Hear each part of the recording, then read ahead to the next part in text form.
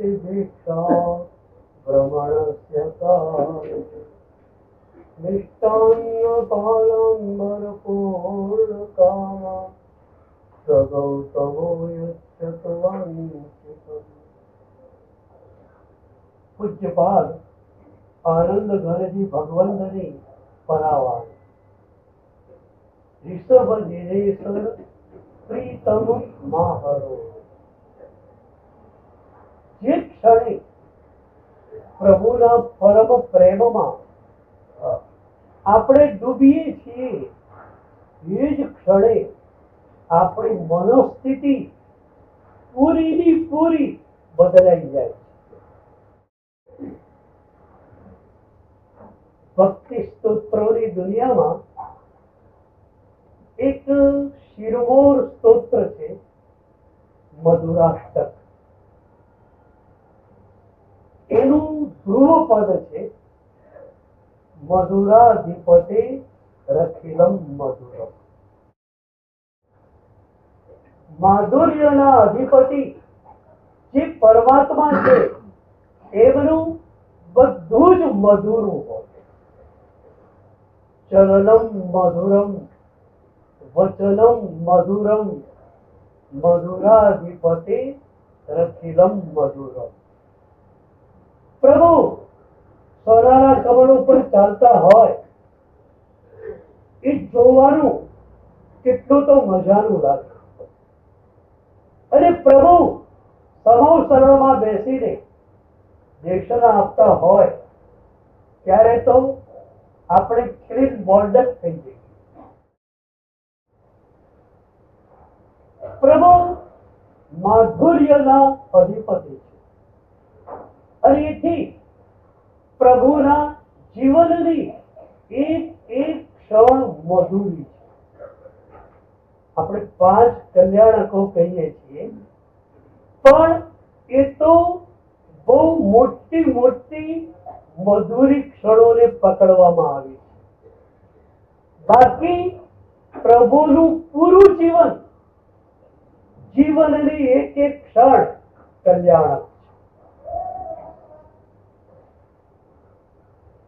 તો પ્રભુનો પરમ પ્રેમ જ્યારે આપણને મળી જાય આપણું મન સંપૂર્ણતયા બદલાઈ જાય।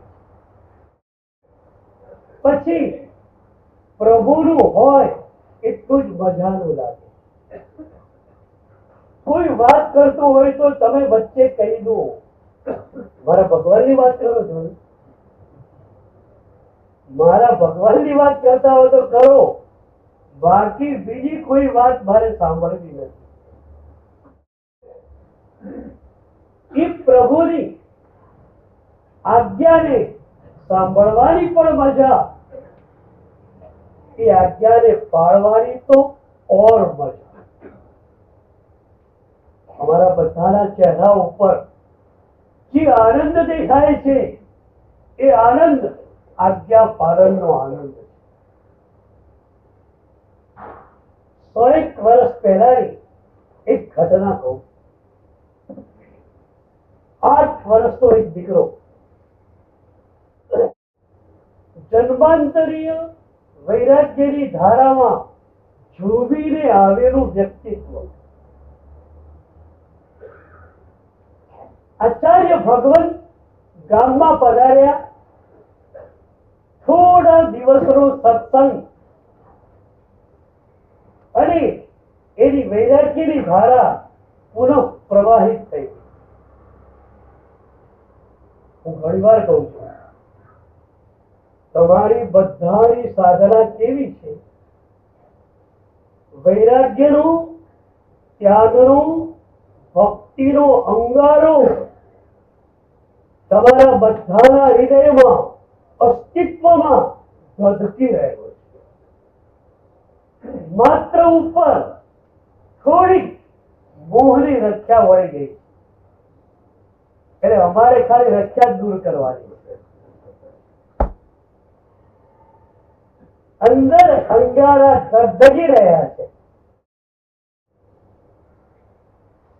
એ 8 વર્ષનો દીકરો માત પિતાને કહી દે કે હું હવે દીક્ષા વગર રહી નહીં શકું. માત પિતા પણ પ્રભુ શાસનને સમર્પણશીલ એ દીકરાની દીક્ષા થઈ. બાલમુનિ તરીકે છે, પણ પ્રભુની એક પણ આજ્ઞામાં કોમ્પ્રોમાઇઝેશન નહીં. આજ્ઞા એટલે આજ્ઞા. there should be no compromisation. કોઈ સમાધાન, કોઈ છૂટછાટ એમાં હોઈ શકે નહીં. દીક્ષાને 6 મહિના થયેલા, લોચનો સમય આવ્યો. બધા જ મુનિઓના લોચ એક પછી એક થઈ રહ્યા છે. બાલમુનિ ગુરુદેવ પાસે આવે, મારો લોચ ક્યારે છે? શું એ શબ્દો વાપરે છે? આ બધા મહાત્મા કર્મોના ફટાકડા ફોડી રહ્યા છે. મારે મારા કર્મોના ફટાકડા ક્યારે ફોડવાના?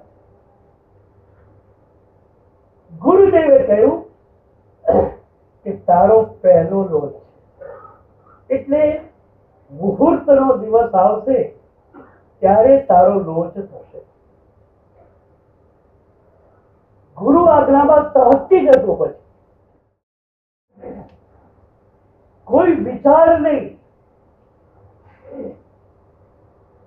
અને એમાં 2 દિવસ પછીની રાત્રિ, પ્રતિક્રમણ પછી બાલમુનિ ગુરુદેવના ચરણોમાં બેઠેલા છે. સેજ ઊંઘ આવી ગઈ. ગુરુદેવે પ્રેમથી એને પોતાના પગ પર ઊંઘાડી દીધો. બાલમુનિ સૂઈ ગયા. થોડી વારમાં પન્યાસી ભગવંત આવ્યા. તો આચાર્ય ગુરુ ભગવંતે પન્યાસીને કહ્યું કે આવતીકાલનો દિવસ સારો છે, એટલે કાલે આને લોચ માટે બેસાડજો. એનું મનોબળ બહુ જ મજબૂત છે, પણ એનું શરીર એકદમ ડેલિકેટ છે. મન એકદમ મજબૂત છે, પણ શરીર અત્યંત ડેલિકેટ છે. લોચ શરૂ કરાવજો. તમને એમ લાગે કે એનું શરીર, બોડી ટોલરેટ કરી શકે એમ નથી, સહન કરી શકે એમ નથી, તો તમે મુંડનનો ઉપાય અજમાવી લેજો. આ વાતચીત શરૂ થઈ એ વખતે બાલમુનિ જાગી ગયા. બાલમુનિને એક બાજુ આનંદ થયો કે કાલે લોચ મારો થશે, બીજી બાજુ ધ્રાસકો પડ્યો, કદાચ મારું શરીર સહન ન કરે. અરે ગુરુદેવ કહી દે કે મુંડન કરાવવાનું છે, તો ગુરુની આજ્ઞા એટલે આજ્ઞા. એમાં તો કોઈ વિચાર પણ કરી શકાય નહીં. પણ મારે તો લોચ જ કરવો છે, અને ગુરુ આજ્ઞાની વિરાધના કરવી નથી. પંજાસી ભગવંતે લાગ્યું બાલમુનિ સુતેલા છે, ઉચકીને એમના સંસારામાં મૂકી દીધા. પણ બાલમુનિ તો જાગે છે. હવે ઊંઘ આવતી નથી. 9, 10, 11 બધા જ મહાત્મા સુઈ ગયા. એ વખતે બાલમુનિ તો જાગતા જ હતા. ઉઠ્યા, દંડાસણ હાથમાં, અને જ્યાં લોચ થતો હતો એ ઓરડી પાસે ગયા. રક્ષા તૈયાર હતી, થાળ તૈયાર હતો. લોચ પેલાની વિધિ કરી લીધી અને ફટાફટ લોચ કરવા માંડી પડી. લોચ કરાવવો અઘરો છે, કરવો બી અઘરો છે. બાવડા રહી જાય, મૂળમાંથી વાળ કાઢવાના.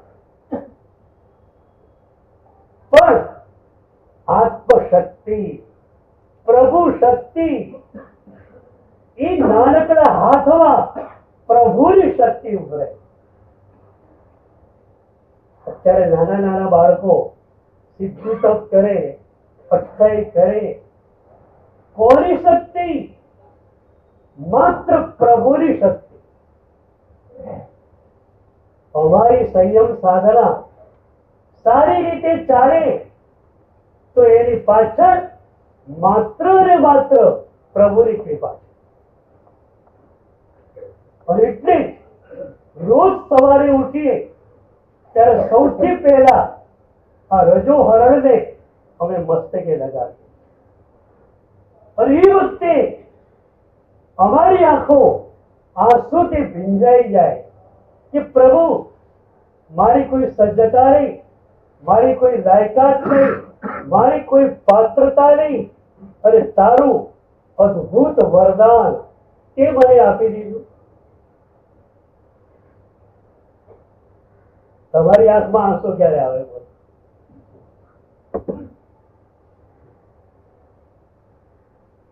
રોજ સવારે પ્રતિક્રમણ કરતા હો, એ ચરવડો અને ભૂપત્તિ તમે હાથમાં લો, આંખમાં આંસુ આવે કે ના આવે? તમને તો ખરેખર અમારા કરતા વધારે આંસુ આવવા છે.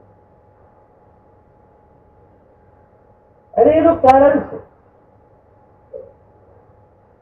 તમને એમ થાય કે પ્રભુની કેટલી કરુણા, કે પ્રભુએ પોતાના ચતુર્વિધ સંઘમાં મને સ્થાન આપ્યું. પ્રભુએ એમ ન કહ્યું કે જે સાધુ બને, સાધ્વી બને, સંસારને છોડી દે, મારી આજ્ઞાને સંપૂર્ણતયા પાળે, એને હું મારા ધર્મ સંઘમાં સ્થાન આપું. જેને સંસારમાં રહેવું છે એને મારા ધર્મ સંઘમાં સ્થાન કેમ આપવું, એમ પ્રભુએ કહ્યું નથી. પ્રભુએ તમને પણ પોતાના ધર્મ સંઘમાં સ્થાન, કે જે શ્રાવક, જે શ્રાવિકા સંસારમાં રહે છે પણ જેનું મન મારી આજ્ઞા તરફ જ કેન્દ્રિત થયેલું છે, એને મારા ધર્મ સંઘમાં હું સ્થાન આપું છું. પ્રભુએ તમને પોતાના ધર્મ સંઘમાં સ્થાન આપ્યું. આનાથી મોટી કઈ ઘટના હોઈ શકે? હવે તમે ચરવડો અને ભૂપત્તિ હાથમાં લો, તમારી આંખો ભીની ન ભરે તો નવાય. અને પ્રભુની પાસે જાઓ ત્યારે શું થાય? આદિશ્વર દાદાની પાસે, ધર્મનાથ દાદાની પાસે તમે જાઓ ત્યારે શું થાય? દર્શન પ્રભુના ત્રણ રીતે થાય. એક રીત તો બરોબર નથી. કોરી કોરી આંખોએ થતું દર્શન એ તો પ્રભુને પણ સ્વીકાર્ય નથી. બીજું દર્શન એ છે જે ભીની ભીની આંખે થઈ રહ્યું છે. એ બહુ મજાની ઘટના છે. આંખોમાંથી આંસુની ધાર નીકળતી હોય, એના કારણે સામે રહેલા પ્રભુનું દર્શન સ્પષ્ટ ન થતું હોય, અને એ વખતે ભીતરની અંદર પ્રભુનું દર્શન ચાલુ થશે. તો બીજું દર્શન છે ભીની ભીની આંખે થયેલું દર્શન. અને એક ત્રીજું દર્શન છે, એ દર્શન વળી ઓર મજાનું છે. તમારી આંખો કોરી છે અને તમારે પ્રભુના ભીના રૂપનું દર્શન કરવું છે. હવે શું કરશો? આંખો કોરી છે તમારી અને તમારે પ્રભુના ભીના રૂપનું દર્શન કરવું છે, તો શું કરશો? એના માટે એક મજારી વિધિ બતાવી.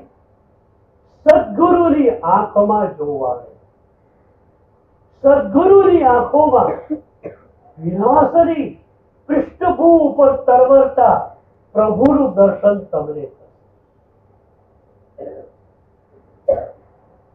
સદગુરુની આંખો, સદગુરુનું હૃદય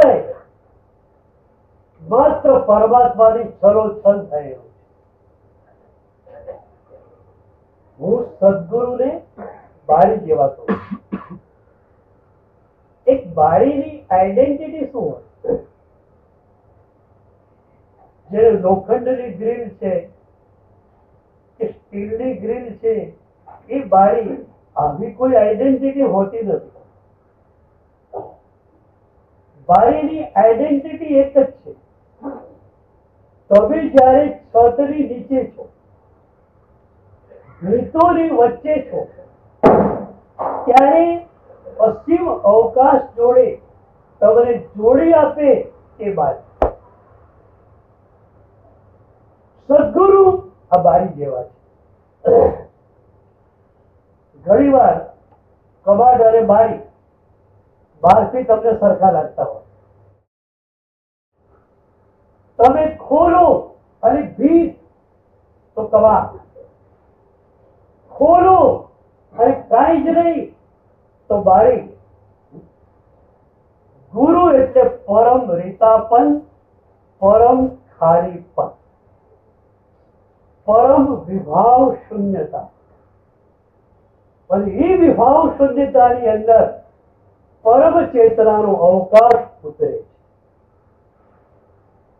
એટલે ઘણીવાર ગુરુ ચેતના અને પરમ ચેતનાને એકાકાર થયેલી સંઘટના તરીકે વર્ણવવામાં આવે. ક્રમ એવો છે: ગુરુ વ્યક્તિ, ગુરુ ચેતના અને પરમ ચેતના.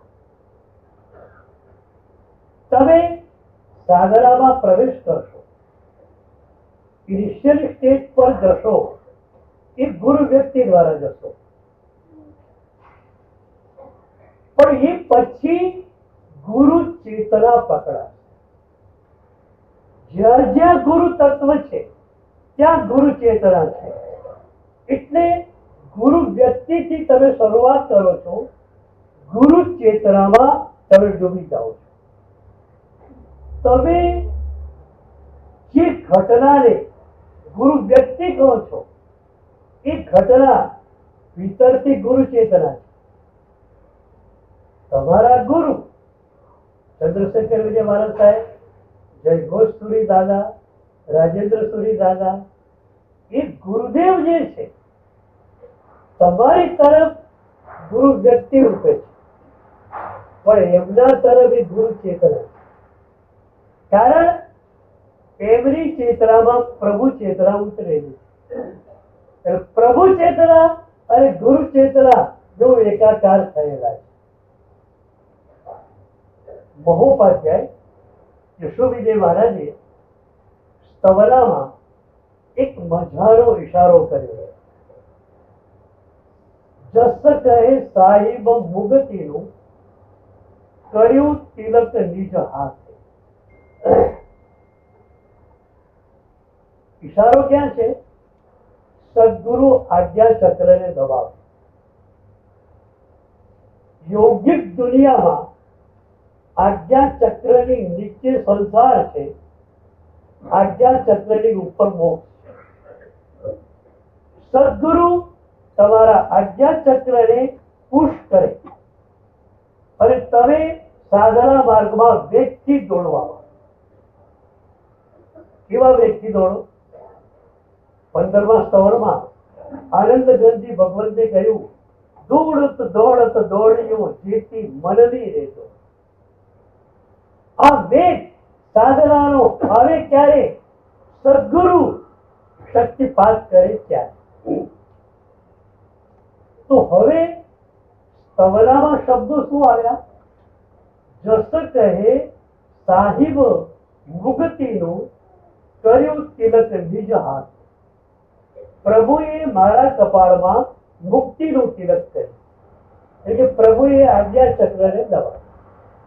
એકચ્યુઅલી પ્રભુએ દબાવ્યો નથી, ગુરુએ દબાવ્યો છે. પણ ત્યાં ગુરુ ચેતના અને પ્રભુ ચેતના બેઉને એકાકાર થયેલી સંઘટના તરીકે વર્ણવી. તો સદગુરુ પરમ શુદ્ધ બનેલી ઘટના અને એ પછી પરમ પૂર્ણ બનેલી ઘટના. તમે પણ વિભાવ શુદ્ધ બની જાઓ, સ્વભાવ પૂર્ણ બની જવાનું. વિભાવ શુદ્ધ તમે બનશો કે અમારે તમને બનાવવાના? ગુરુ પૂર્ણિમા ગઈ ને, ઘણા લોકો આવેલા. ગુરુ પૂર્ણિમાનું હિન્દુ વિઝન બહુ જ પ્યારું છે. ફક્ત એમ માને છે કે રોજ સદગુરુ મારા પર વરસી રહ્યા છે, રોજ વરસી રહ્યા છે. પણ મારે ઋણ મુક્તિ કઈ રીતે કરવી? તો હિન્દુ પરંપરાએ એક મજાની આ પદ્ધતિ રાખી કે 359 દિવસ ગુરુ તમને આપ્યા કરશે, ગુરુ તમારા ઉપર વરસ્યા કરશે. એક દિવસ એવો છે જ્યારે તમે સદગુરુને કંઈક આપી શકો. હવે સવાલ એ થાય કે સદગુરુને આપવું શું? જે પણ સારું તમારી પાસે છે એ કોણે આપેલું? જે પણ સારું તમારી પાસે છે એ સદગુરુએ આપેલું છે. તો એના ઉપર તો તમારી માલિક જ નથી. તો હવે વિભાષણ થાય શું આપવું ગુરુને? ત્યારે રસ્તો કાઢ્યો કે તમારો કચરો આપી દો.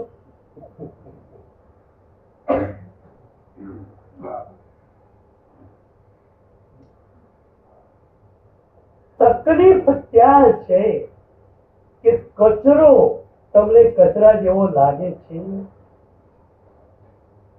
આ રાગ, આ દ્વેષ, આ અહંકાર તમને કચરા જેવા લાગે છે? કચરા જેવા લાગ્યા, આપી દો સદગુરુને. અમે તૈયાર છીએ લેવા માટે. અને હું તો છે ને ગુરુ પૂર્ણિમા રોજ માટે કરી આપું. બોલો તમને, રોજ તમારે કચરો આપવો હોય, આપણે રોજ ગુરુ પૂર્ણિમા આવી જાઓ. આમ પણ જૈન સદગુરુ એને તમારું કઈ જોઈતું નથી. સદગુણો ગુરુના જ છે એટલે એ તો ગુરુને અપાય નહીં. સંપત્તિ ગુરુને જોઈતી નથી. તો રસ્તો શું? રસ્તો આ, તમારો કચરો આપી દો. આજે તો આશીર્વાદ એ આપવો છે કે તમારો કચરો તમને કચરા જેવો લાગે. જૂના જમાનામાં તીજનતુરી આવો, આમ બહારથી ધૂળ જેવી લાગે, પણ એના રાસાયણિક ગુણો એવા હોય કે લોઢાને સોનામાં જ ફેરવી નાખે. તો કોઈને એમ ખ્યાલ હોય કે અમારે ત્યાં પરંપરાથી આ થેલી ચાલી આવી છે ધૂળ, પણ તેજનતુરી હોવી જોઈએ અને તો જ અમારા પૂર્વજોએ તિજોરીમાં એને રાખેલી હોય.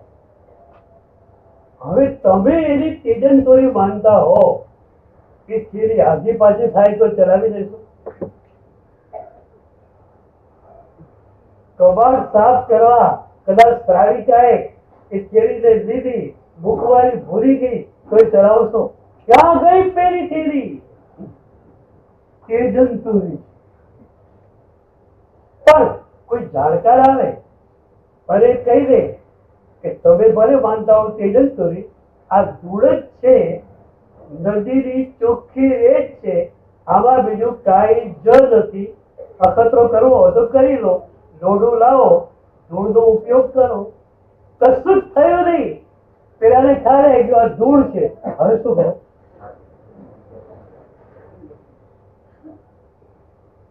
તો તમે શું માનો છો? તો આજનો મારો આશીર્વાદ એક જ છે, આ રાગ દ્વેષ અને અહંકાર નો કચરો તમને કચરા જેવો લાગે. બાલ બોલી રોજ શરૂ કરી દીધો, 11 થી 2 3 કલાકમાં રોજ પૂરો. સંસારમાં જઈને સુઈ ગયા.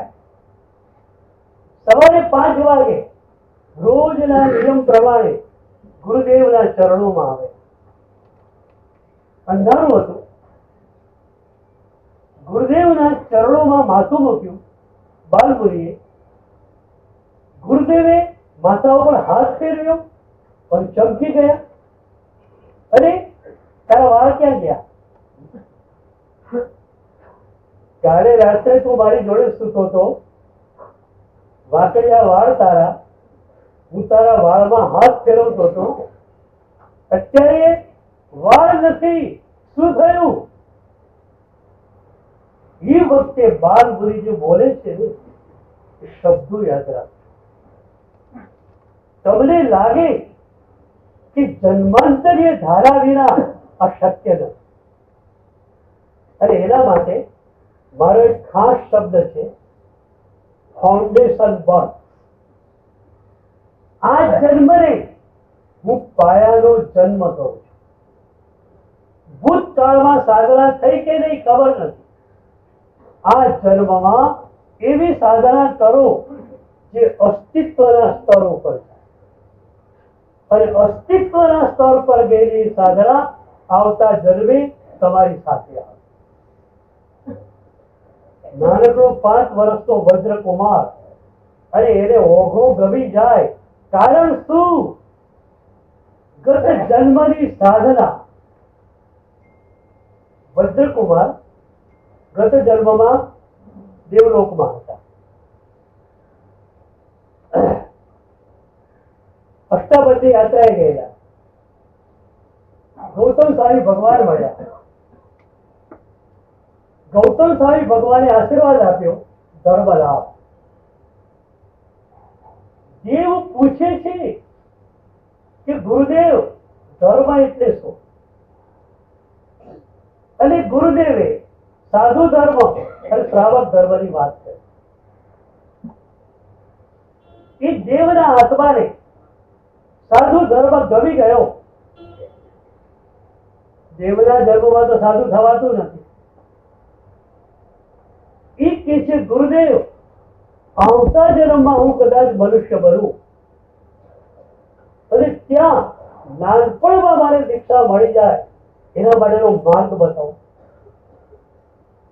એ વખતે ગૌતમ સ્વામી ભગવાને એક સૂત્ર એમને આપ્યું, પુંડલિક કંડલિક અધ્યયન, અને કહ્યું કે આનો સ્વાધ્યાય તું કર. એ અધ્યયનમાં દીક્ષાનું મહાત્મ્ય હતું. એ દેવનો આત્મા રોજ 500 વાર એ સૂત્રનો સ્વાધ્યાય કરતો હતો. તમારો સ્વાધ્યાય કેવો જાણે છે?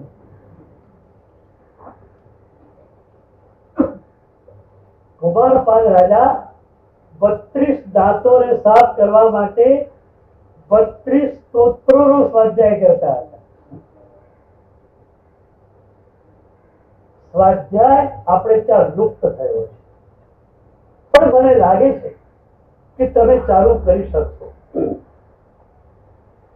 જ્યારે સમય મળે સારા પુસ્તકો રાખી મૂકો. ઓફિસે પણ બેઠેલા છે, એક બહાર ગયો, બીજો આવવાનો છે, વચ્ચે 10 મિનિટ મળી, પુસ્તક લઈ એને વાંચવા મળો. એક ખાસ મારો આગ્રહ છે કે 2 પ્રતિક્રમણ સૂત્ર તમે કરેલા હોય તો એનો અર્થ વહેલામાં વહેલી તકે જાણી લે. તમે ચૈત્યવંદન કરશો, નવોત્થોડમ બોલશો, પણ તમારી આંખો ખોલી હશે. કેમ? નવોત્થોડમ ની અંદર શું વાત કહેવાય છે એનો તમને ખ્યાલ નથી.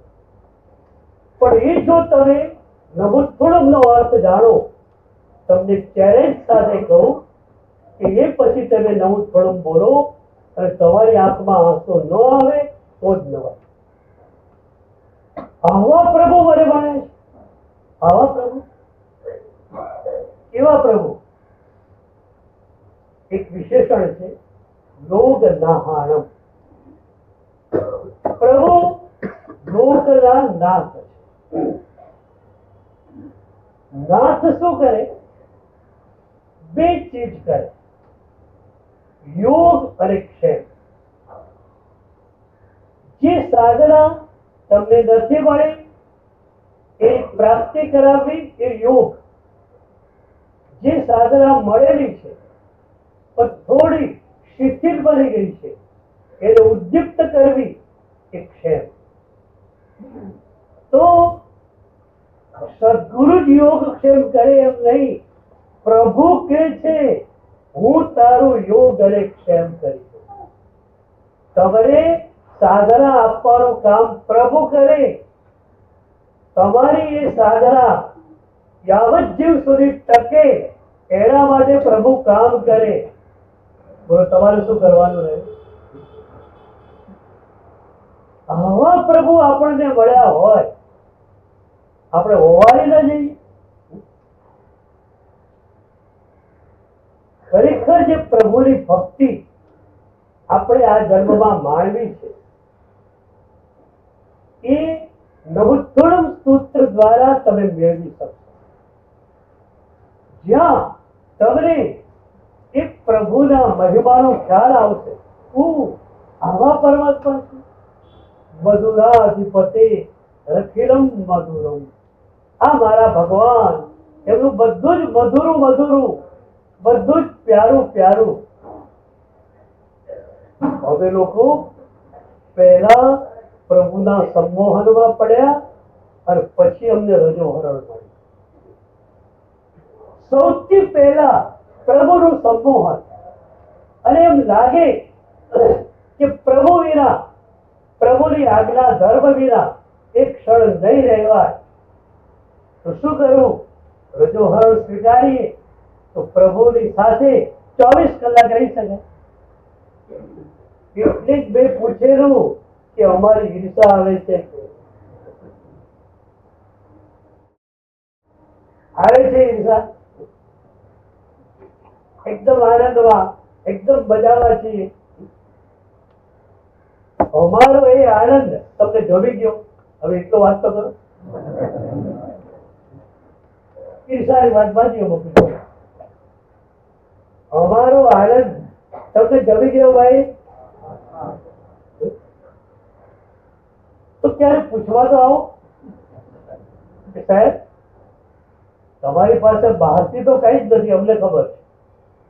તમે પરમ ત્યાગી છો, વિરાગી છો.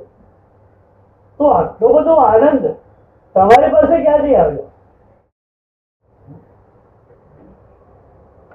ફરી ત્યારે અમે કહીશું કે પ્રભુ અમને મળ્યા, બસ આનંદ જ આનંદ છે.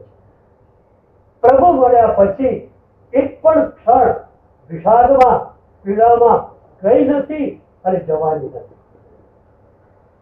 આ જાણ્યા પછી તમને પણ પ્રભુનું સંમોહન થાય.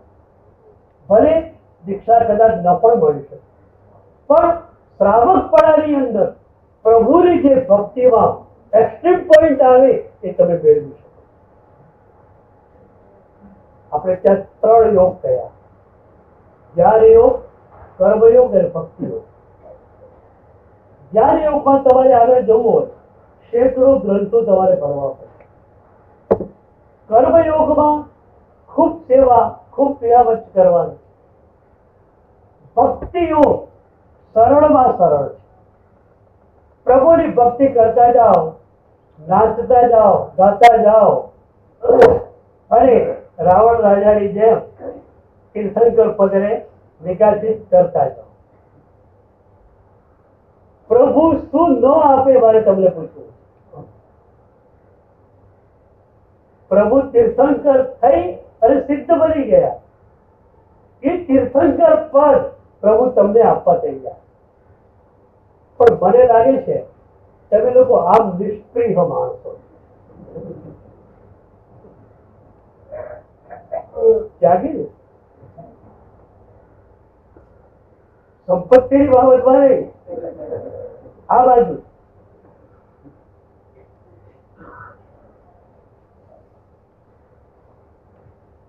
આપણે ત્યાં એક લોક કથા આવે છે. એક યતિજી એક ગામમાં ગયેલા, એમનું વ્યાખ્યાન બહુ સારું, આખું ગામ વ્યાખ્યાનમાં આવે. એક શેખ, આમ નગર શેખ, પણ વ્યાખ્યાનમાં આવે એમને તો પૈસો એટલે પરમેશ્વર. શેઠાણી જે હતા એ ધર્મિષ્ઠ હતા. એમણે ગોરજી મહારાજને કહ્યું કે અમારા શેઠ છે, આવતા જ નથી વ્યાખ્યાનમાં, આવતીકાલે હું પરાણે એમને મોકલીશ, લાલ પાઘડી પહેરીને આવશે, બીજા કોઈને એવી પાઘડી નહીં હોય, તો તમે એમને જરા આગળ બોલાવજો, જરા થોડું માન સન્માન આપજો, એટલે આવતા થઈ જાય. જૈન સાધુ તો કોઈને માન સન્માન આપે જ નહીં. કરોડપતિ તમે હો તો બેસો પાછળ પાછળ આવે. તો સ્પષ્ટ કહું છું, આ ધર્મ સભા પ્રભુની ધર્મ સભા છે. અહીંયા માત્ર વીરતી ધરોની કિંમત છે. સામાયિક વાળા આગળ આવી જાઓ, ઔષધ વાળા આગળ આવી જાઓ, તમે કરોડપતિ જાઓ પાછળ આવ્યા પાછળ બેસો. અહીં પૈસાની કોઈ વેલ્યુ નથી. પણ આ ગોરજી મહારાજ હતા. બીજે દિવસે શેઠાણીએ કહ્યું આજે વ્યાખ્યાનમાં જવું પડશે, નહીં જાઓ તો રસોડામાં હણતા. શેઠ કમરે પણ વ્યાખ્યાનમાં આવ્યા. શેઠ આવ્યા, ખબર પડી ગઈ, ગોર મહારાજે આગળ બોલાયા. શેઠે વંદન કર્યું, ગોર મહારાજે સામે હાથ જોડ્યા. શેઠ કે મહારાજ સાહેબ તમે શું કરો છો? તમે મને પગે લાગો. તો ગોર મહારાજ કે તમે મને પગે કેમ લાગ્યા? અરે તમે તો ત્યાગી છો. ત્યારે યતિજીએ કહ્યું કે મેં તો ત્યાગ કચરાનો કર્યો, સંપત્તિનો, ઘરનો. તમે પ્રભુનો ત્યાગ કર્યો, તમે મોટા ત્યાગી છો.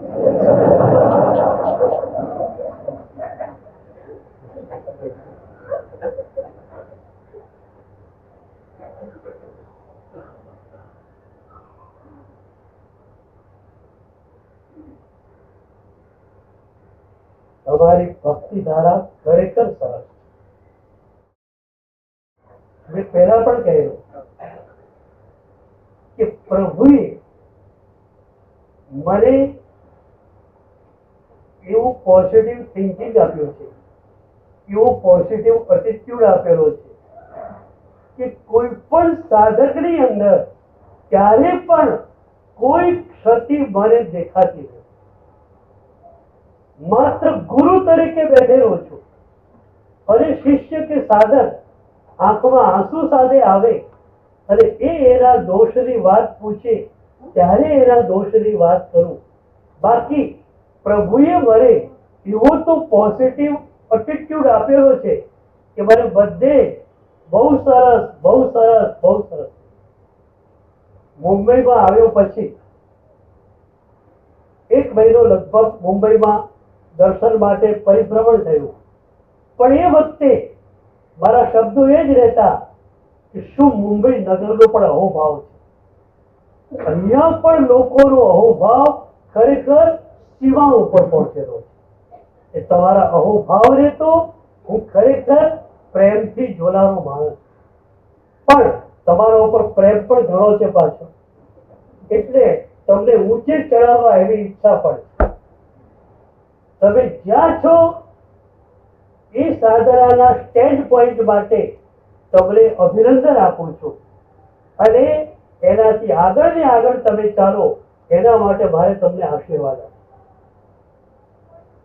બાલ મુનિ ગુરુદેવને શું કહે છે? ગુરુદેવ, રાત્રે હું જાગતો હતો, આપ પંજાબથી ભગવંતને કહેતા હતા એવું સાંભળી ગયેલો. મને વિચાર થયો કે મારે તો લોચ કરવો જ છે, એટલે રાત્રે 11 થી 2 માં મેં મારા હાથે લોચ કર્યો, પણ ગુરુદેવ મને પ્રાયશ્ચિત્ત આપો. સાધુ જીવનની અંદર સદગુરુને પૂછ્યા વિના કશું જ કરી શકાતું નથી. મેં આપણે પૂછ્યા વિના લોચ કરી દીધો, એનું મને પ્રાયશ્ચિત્ત આપો. હરિભદ્ર સુરી મહારાજ કહે છે, મુત્તુળ આણ પાણમ, મુત્તુળ આણ પાણમ, એક શ્વાસોશ્વાસ લેવાની ક્રિયા જે વારંવાર કરવાની છે, એમાં તમે ગુરુને વારંવાર પૂછી શકતા નથી, પણ એ સિવાયની બધી ક્રિયામાં તમારે શિષ્ય હોય તો એને સદગુરુને પૂછવું જ છે. તો બાલ બોલીને 8.5 વર્ષની ઉંમરે આટલો ખ્યાલ છે કે ગુરુદેવ આપણે પૂછ્યા વિના હું કશું જ કરી શકું નહીં, પરંતુ આપણે પૂછ્યા વિના લોચ કરી દીધો, એનું પ્રાયશ્ચિત્ત મને શું હતું? મધુરાધિપતે રચિરમ મધુરમ, આજ્ઞા મધુરા. પ્રભુની જે પણ આજ્ઞા હોય એ મજાની મજાની લાગે. પ્રભુની એક પણ આજ્ઞા એવી નથી જે આપણું કલ્યાણ ન કરે. તો પ્રભુની દરેક આજ્ઞા પ્રત્યે આદર. મારી દૃષ્ટિ મોહનીના ક્ષયક્ષમ માટે સૌથી વધુ જરૂરી હોય તો 2 ચીજ છે. પ્રભુની આજ્ઞા પ્રત્યે તીવ્ર આદર અને પ્રભુની આજ્ઞાના બાળકો પ્રત્યે તીવ્ર આદર. એ સાધુ ભગવાન, એ સાધ્વીજી ભગવતી, એ શ્રાવક મહાશય, એ શ્રાવિકાજી, કોઈ પણ હોય જે પ્રભુની આજ્ઞાનું પાલન કરે છે, ત્યાં તમારું માથું ઝૂકી જવું છે. આ એકદમ શોર્ટકટ. એક અહોભાવ તમારી પાસે આવ્યો, એક અહોભાવ તીવ્રતાથી તમારી પાસે આવ્યો, બીજું બધું જ પ્રભુ અને ગુરુ તરફથી તમને મળી જશે અને મોક્ષની યાત્રા તમારી ચાલુ